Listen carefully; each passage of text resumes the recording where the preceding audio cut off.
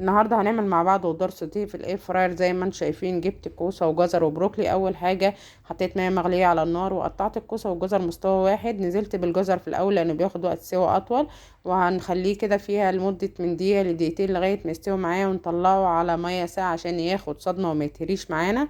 بعد كده نزلت بالكوسه زي ما انتم شايفين برضو هقعدها من دقيقه لدقيقه ونص كده، وبعد كده هرفعها برضو واديها صدمه في ميه ساقعه.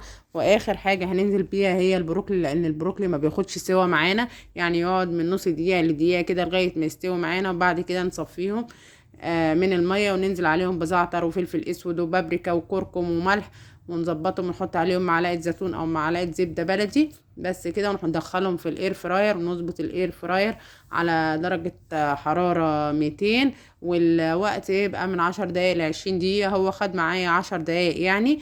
هنحطه في الاول كده وبعدين نقلبهم لغاية وشه ما يحمر شوية لمدة 5 دقايق، وبعدين هنرجع نخرجهم ونقلبهم تاني ولغاية برضو ما يستوي الوش التاني. وبعد كده نبقى نشوفهم مع بعض هيطلعوا عاملين ازاي بقوا بالشكل اللي انتوا شايفينه ده. هنبدأ نحطهم في طبق التقديم، وهيبقى احلى خضار سوتيه ممكن تاكليه وبألف هنا.